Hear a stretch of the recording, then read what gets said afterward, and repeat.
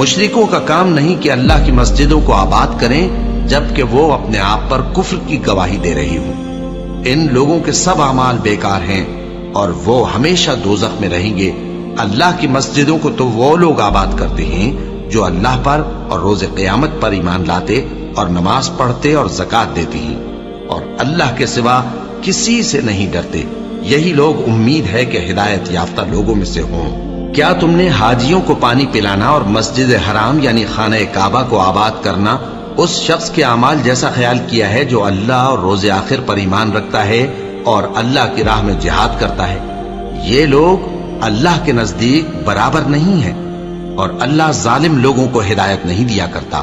جو لوگ ایمان لائے اور وطن چھوڑ گئے اور اللہ کی راہ میں مال اور جان سے جہاد کرتے رہے، اللہ کے ہاں ان کے درجات بہت بڑے ہیں اور وہی مراد کو پہنچنے والے ہیں۔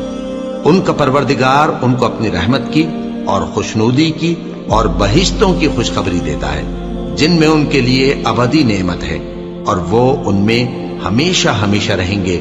کچھ شک نہیں کہ اللہ کے ہاں بڑا صلہ تیار ہے۔